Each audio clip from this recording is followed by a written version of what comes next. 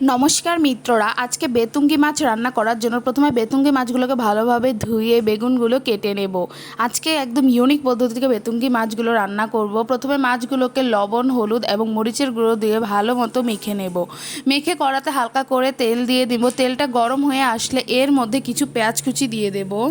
পেঁয়াজ কুচি হালকা করে বাদামি করে ভেজে নেব লবণ, হলুদ এবং হালকা মরিচের গুঁড়ো দিয়ে। এরপর আমি আরেক কড়াইয়ে ভালো মতো করে মাছগুলোকে ভেজে নেব। আর বেতুঙ্গি মাছ আপনারা অবশ্যই অল্প ভাজবেন, বেশি ভাজলে এটা খেতে আসলে খুব ভালো লাগে না।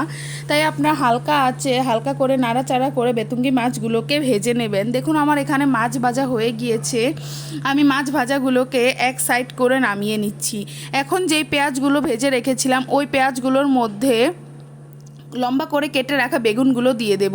বেগুনগুলো দেওয়া শেষ হলে এর মধ্যে অ্যাড করব পরিমাণ মতো লবণ, হলুদ গুঁড়ো এবং লঙ্কা গুঁড়ো। লঙ্কা গুঁড়োটা অবশ্যই আপনারা আপনাদের পরিমাণ মতো করে দেবেন। এটা হালকা করে ভেজে নেব। আপনারা ঢাকনা দিয়েও ভাজতে পারেন।